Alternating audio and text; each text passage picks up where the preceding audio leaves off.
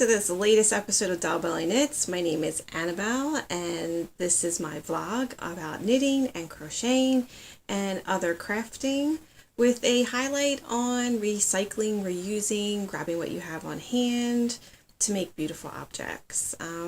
It is a gorgeous day outside despite how cold it is. I got the sun streaming in the back window here, and unfortunately that causes a glare on my glasses, so not wearing them, which also means that everything's a little bit fuzzy. So we're going to see how this works out. It's been a long time since I've recorded. It's been over a month. My last video went up before Christmas, and I don't think I really need to explain what I've been doing for the last month. It was Christmas, it was New Year's, it was family, it was the start of school after a really long break, and blah, blah, blah, blah. So here we are. But I have finished quite a few objects, and I have started some new things, new projects. So I do have quite a few things to share with you.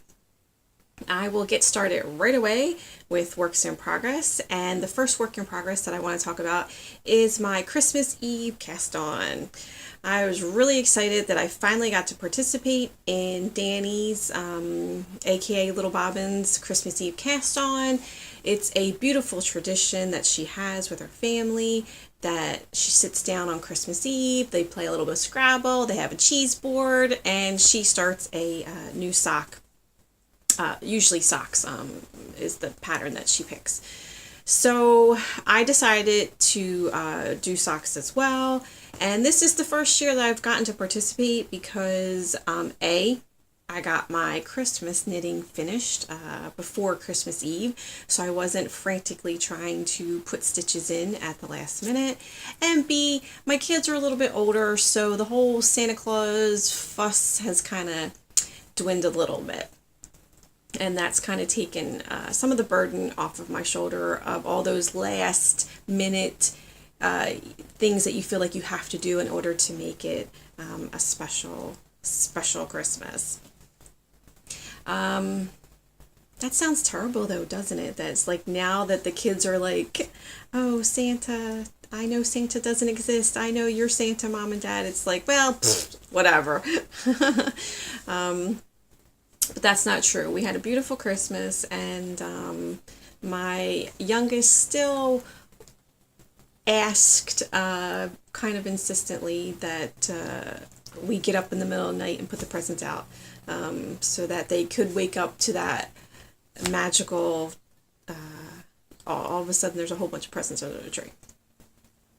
So, yeah, I obliged. But anyway, because of the lack of having to do Christmas knitting, and because I didn't have to do some last minute fussing about presents under the tree, I was able to start a sock. Right, so the Christmas Eve cast on, I did talk about it last time. I have it right here in my soap nuts sack. Soap nuts are a natural product that you can use to do your laundry. It's basically soap berries, part of the lychee family, and they put all the outer shell of the berry that grows on the tree after they dry it, and you basically stick a whole bunch of those inside a little sack and put it inside your laundry. That was the motion of throwing the sack into the front loader machine. Yeah, and it has saponin in it, so that's a natural detergent, and it actually does work. It's really economical, it's very eco-friendly, we love using it, and I love getting the little sacks that come along with the nuts. So, I chose to do a pair of socks, which is the usual knit-along object of choice, and I am using a yarn made by Rosie's Moments. I showed this last time as well. This is hand-dyed yarn, the typical blend 75-25, and it has stellina in it. I don't know if you can see that. Yeah, oh, we can see a little bit of fuzz there sticking up right here, the stellina. It's called Red Wedding. And it came with a cute little stitch marker, winter is coming. I also noticed the blue and yellow pops in here, and that, I believe, I didn't speak to Rosie myself, but this is my guess, that the blue and the yellow pops represent Rob Stark and Grey Wind's eye color. King in the North. So yeah, that was like super cool. Great job, Rosie. This is the first time I've worked with Stellina, and I'm liking it. I like the sparkle that it gives, and I can feel it a little bit as it passes through my hands while I'm knitting, but it hasn't affected the knitting process at all in any way. The pattern that I've chosen is Love Struck Hearts by Terry Knight, I believe. I will make sure all the information gets posted up here on the screen, as well as in the description box below. Unfortunately, I don't think that the yarn is really allowing the pattern to show. However, I actually kind of like that, considering the origin of the name for the colorway, which is Red Wedding, which I don't know if I said that. I think the subtlety of the hearts is probably more respectful and best, considering the bloodbath that the Red Wedding was. I'm still mad about that. I'm still mad about Ned Stark, okay? Just thought I'd get that out there. Anyway, it's been a beautiful knit. It's a nice pattern. It is repetitive enough that you don't have to stare at the graph that you're given. It's kind of, you can figure it out, like, oh, I need a left leaning knit two together or a right leaning knit two together. So yeah, it's been fun. It's been good. It's gone a lot of places with me. It's portable. Love it, love it, love it. Almost done. So I have the pattern calls for 2 hearts on the cuff, which is done. This is done top down, which is not how I normally do socks, cuff down, but it's been fun anyway. Like, it hasn't been too much of a disruption in my normal flow. Right, so 2 hearts on the cuff. It's got a reinforced heel. And then you're supposed to do 4 more hearts on the top of the foot and then the toe. So I have a total of 1, 2, 3, 4, 5, 6 hearts. So I think I have to do 2 more or 1 more. I forget. Anyway, I am almost nearly done, and I have been really enjoying it, and this is something that I would definitely do again come next year. The next work in progress that I'm still working on is the fairy tale scarf. That is my oldest daughter's birthday present from back in July. It was a custom design that she asked me to make, a reflection of, not reflection of, but actually the icon for an anime show that she watches. So I designed that using a pattern maker program, and have been working on that since before July. It is tiny stitches. The needles are like 2.25, and the yarn is 4-ply, although I think it's fingering. I'm pretty sure I've said this each time I've talked about it. It is slow going with a lot of color changes to create not only the symbol that was at the beginning of the scarf, but it's a plaid scarf, gray and white. So I have to have the stripes going up and down and the stripes going across. Anyway, I still have it here. I keep it in my classy British Airways bag. I just, I really do love all the project bags that are out there. And I am a sucker for a nice bag and a nice tote.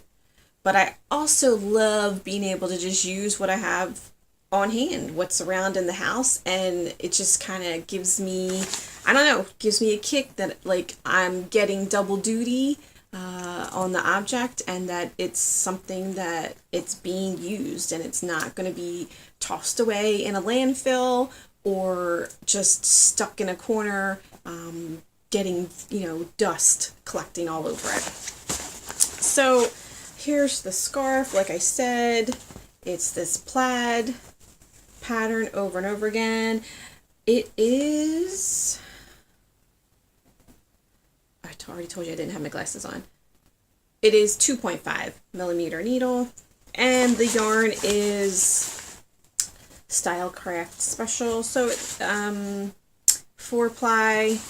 It's not anything exciting in terms of that, but it's getting the job done. And then here's the symbol. It's like some kind of dragon or something like that. Unfortunately, when I am done the scarf, I'm going to have to crochet around it to try and keep it, to give it an edge, to try to keep it from curling. I think I'm also going to attempt to block it, even though it is acrylic. But anyway, I am determined to finish this. So I work on it a little bit every day. I think I get like another section done pretty much every day. It's just, in order to get this to lay in a way that you'll be able to see it when she wears it, I still got a lot to knit and go along with. So all I can do is keep plugging away at that. And hopefully, maybe I'll get it done before her next birthday. Who knows? We'll see. Right. Next work in progress. Oh, yes. Okay. So if you are a long time suffering viewer, you will remember the first episode of Doll Belly Knits, where I talked about the family traditions that we have, and that Valentine's Day is actually an important family holiday for us, that we've turned it into a tradition that it's about family instead of necessarily being about having a relationship, having a boyfriend, having a girlfriend, that romantic love that seems to be the highlight of Valentine's Day. So we actually exchange presents, we exchange cards. It's, almost like another little mini Christmas. So for the past 2 years running, I have knitted them little stuffies. In particular, they have been Susan Claudino designs. I will put in pictures so you'll be able to see. The first year I did her bonbon, which were the little rabbits. And then last year I did the fairy cakes. And that was what I showed in the first episode of Doll Belly Knits. This year, I'm not going to show you what I'm doing because I like to keep it a secret. But it is in this cute little bag that I got. See, so like I said, I am a sucker for a cute little bag, and I get it. I've been looking at this for a while. This is from Primark. It was like £5, no big deal. But Primark is full of Harry Potter stuff. Everywhere you go, there's Harry Potter stuff.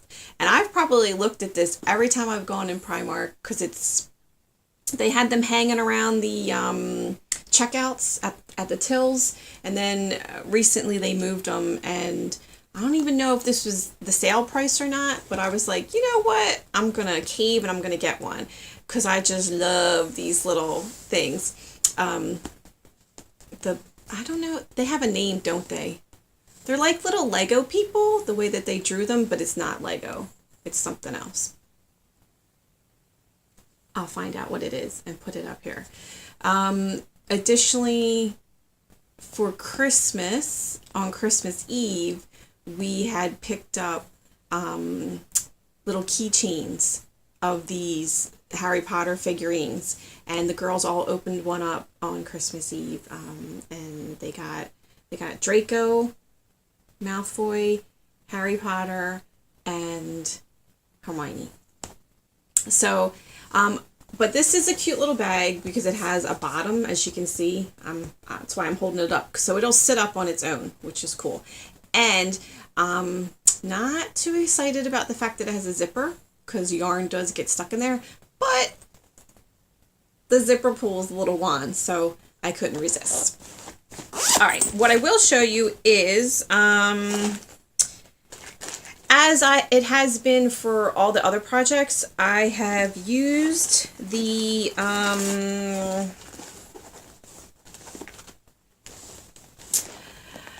Premier brand wool-free self-striping sock yarn. I love this stuff, obviously. I use it for everything. So this is one colorway that I'm using for one of the projects. I think it's called Rainforest is the colorway. So you will have to tune in shortly after Valentine's Day to see what I made and what other colors I chose as well. So, but doing my usual, this yarn, 3.75 millimeter needles, which is interesting because each project comes out a slightly different size, even though it's the same yarn and the same needles, and yeah. Anyway, we'll have to revisit this after Valentine's Day so you can see what I made and how it turned out. But I am loving this cute little bag, and it actually is, I think I can show you inside. It's pretty deep. I got quite a few things in there. Because it is a stuffy, it's gonna need eyes. So I got like an entire, I got all my eyes in here. I got stuffing, I got my needles, I got tape measure, I got little pen knife to cut things, my little pink Swiss Army knife. I've had this forever. Yeah, there's a stick in here, a chopstick I think it is. I use that to help stuff things with the stuffing. And I got a highlighter and my plan of action, because I am on a deadline, so I'm trying to be a little bit smart about it instead of just being like, oh, it'll get done.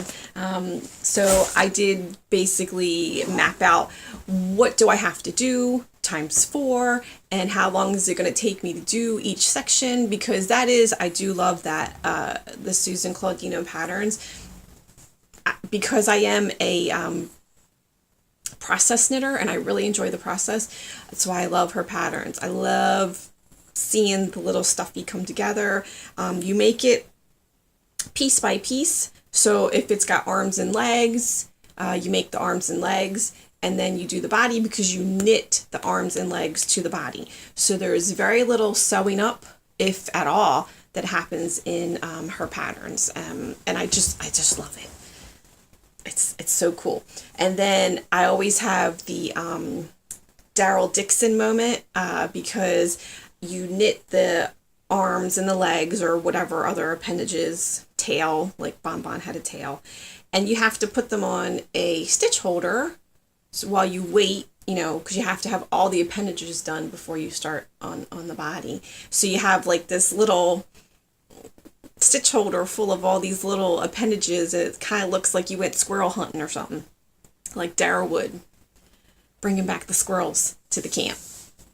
So I'm working on that. I'm excited to see how this year's project comes out, and I already got next year's project lined up. I really do love her designs, and I love her little stuffies, and yeah, so really excited about that. And you will have to tune in to probably not the next episode, but you'll know that it's the Valentine's episode when you look at the screenshot.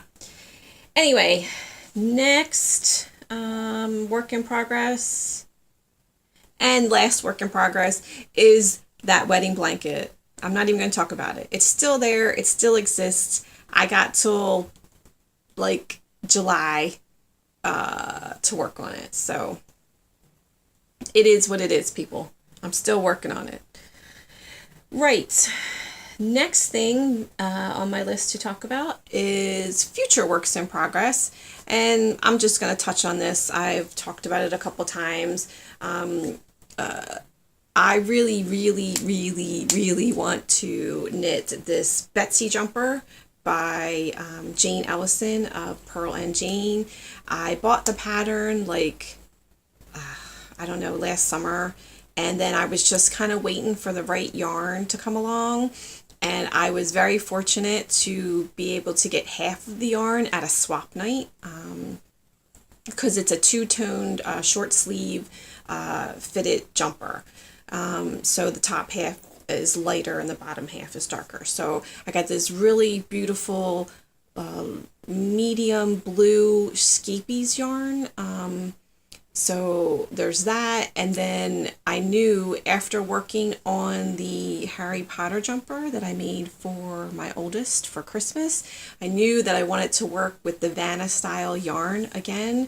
Unfortunately, that makes it a mix of wool and acrylic, so I'm gonna have to treat the sweater like wool, like I'm gonna have to hand wash it or lay it dry to flat, that kind of thing, when I was kind of hoping to just do all acrylic for ease of wash and care. But that yarn, the scabies yarn at the swap night, it was too beautiful to pass up, and as soon as I saw it I was like, I know what I'm gonna do with this. So I'm really itching to start that, but I feel like I need to get some of these other projects done first. Obviously, Valentine's gifts have to get done because that's on a deadline, and I really would like to have this fairy tale scarf off my back, as well as the wedding blanket. So I think I need to really concentrate on them for a while before I start a new project, but that will be my next new project for sure. Okay, finished objects. I do have, well, I think I showed you all my Christmas objects that I finished. Unfortunately, I don't have any of these items here to show. So I'll have to put pictures in when I can, and if I have those as well. Because some people refuse to model for me, not naming any names. You know who you are. But so, good news, my brother-in-law's socks fit him. Woohoo! So that worked out really well, and I'm super excited, and he's very happy, and yay, yay, yay, yay. Unfortunately, my sister's probably not so happy because she was willing to, throw herself on the grenade and take one for the team and wear the socks if they didn't fit her husband. So I guess that just means I need to make her another pair of socks. But so those fit him, and that worked out great. Also, it was my youngest daughter's birthday, so I had to make her a pair of socks because that's what we do. That's what I do. If it's your birthday in my house, you get a pair of socks. So I made her a pair of those, I finished those off, and yeah. I think I also had finished up a pair of flip-flop socks, but I'll talk about them a little bit later in the show. As far as magical memories are concerned, I could share a lot of things. It was Christmas after all, and it is the most wonderful time of the year. But I think I will focus on sharing the family visit that we had. My brother's sister and her husband and her daughter came to visit us, and they were here for a week. So we did all the usual touristy things that we do when we have family members come in. We had tea, we went to an abbey, we went shopping at the market towns. But to me, I think one of the coolest bits was being able to go to a local horse farm and see the horses. The reason that this is cool to me is that my husband's niece, she is a very accomplished horsewoman. She has been riding horses since she was very young. She's done a lot of different types of events, pony club. She's done dressage, horse riding, fox hunting, and she's also played polo, which to me is probably one of the most impressive things that I've seen.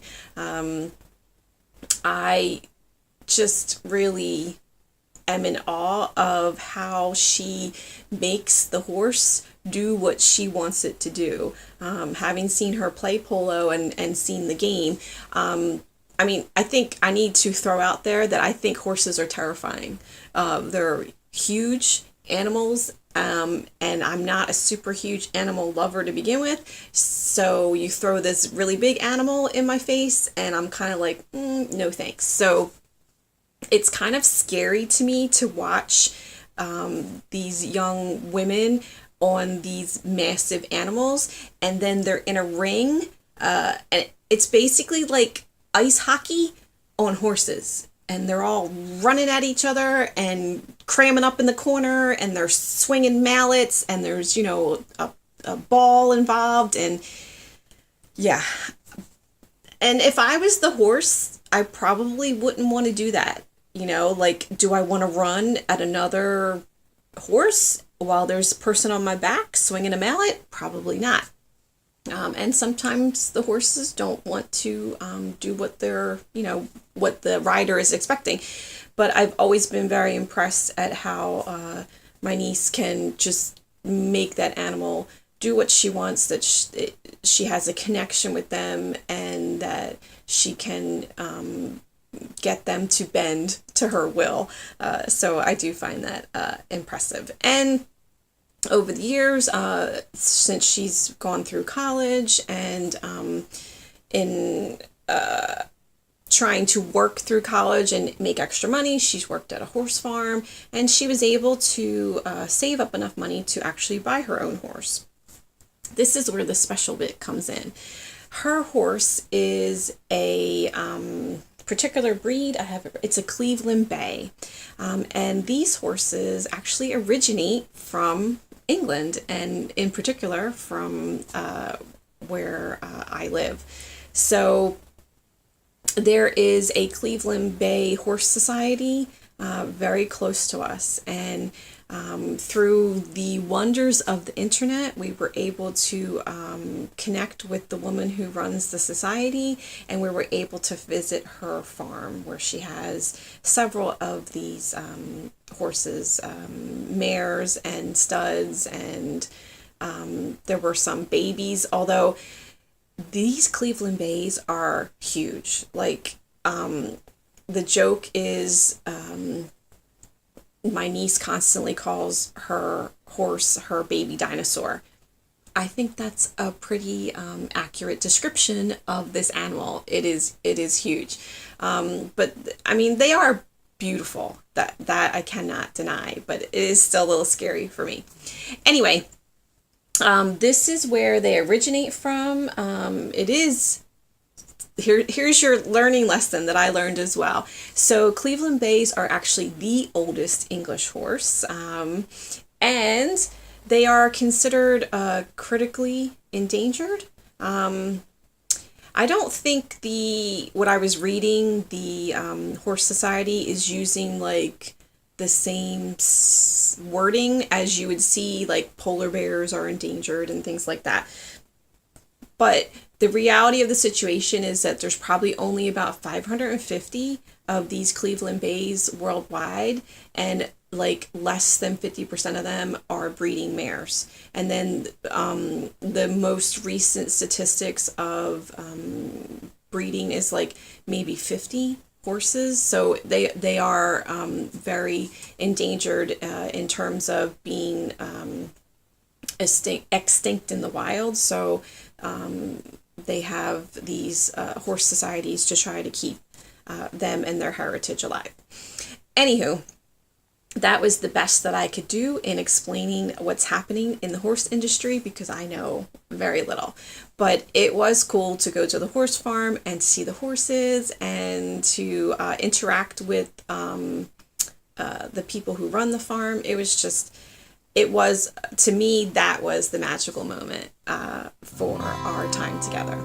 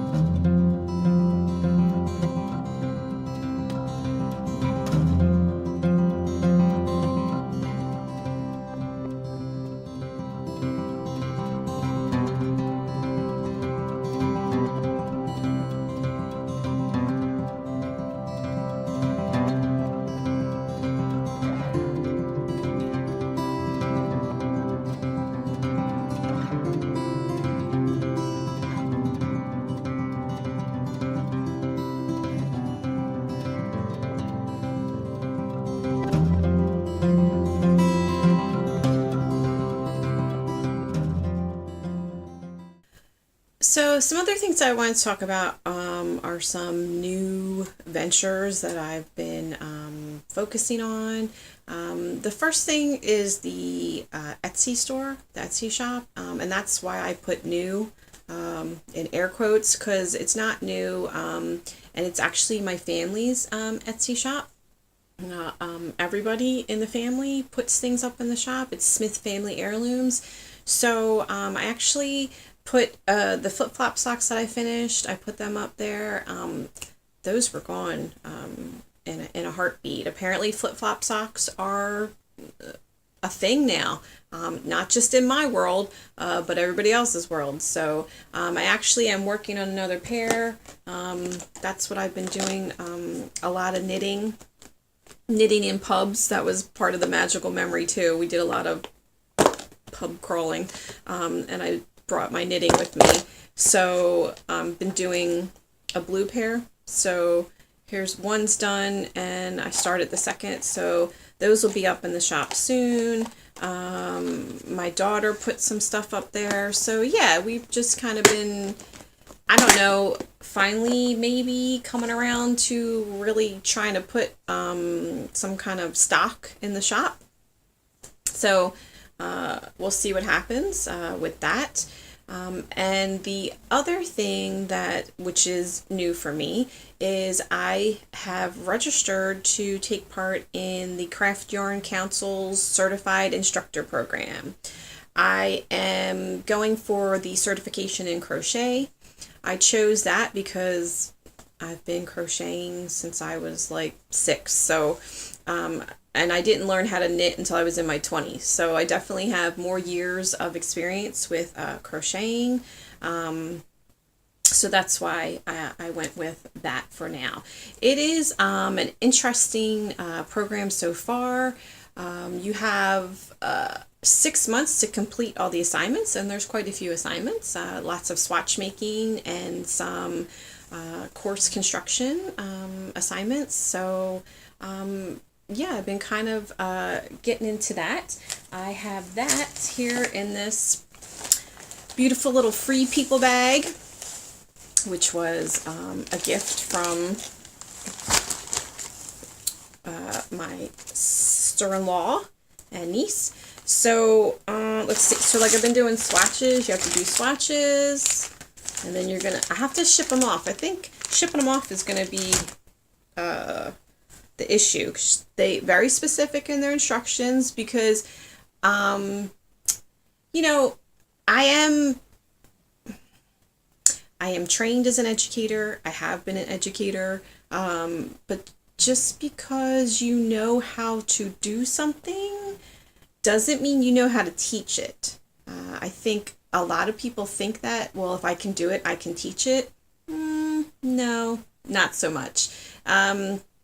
You have to really understand at a very, basic level what it is that you're doing. Like, it has to be picked apart to the tiniest little building blocks, because you may have to teach somebody multiple different ways. You have to be able to switch it up. Everybody learns different, so you have to be able to teach different. And that's the focus of this program. It's about showing that you know how to do the techniques, but it's also about how to follow instructions, and that you really comprehend what is happening at a sub level. So it is exciting looking at my nose. Besides, I have this beautiful set of Hiya needles. Thanks, Mom! To choose from as I'm deciding what needle, what gauge, what yarn I am going to work on.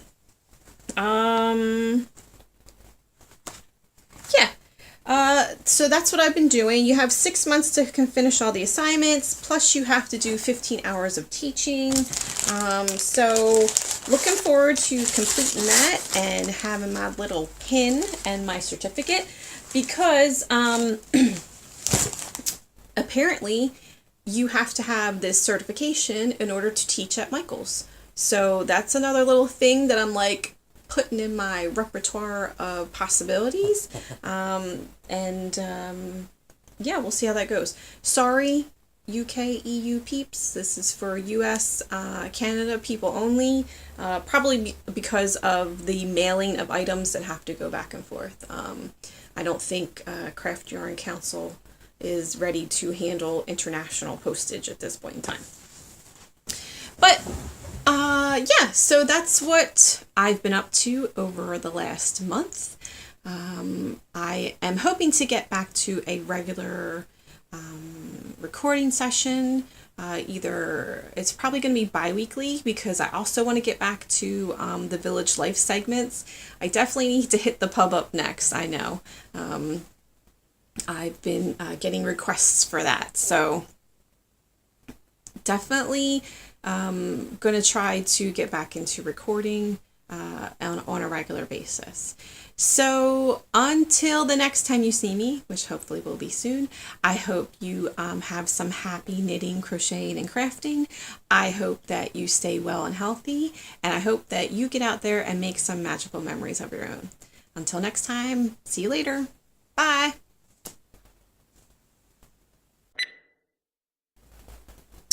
Kind of forgot what I was going to say. Boy, I was going good there too.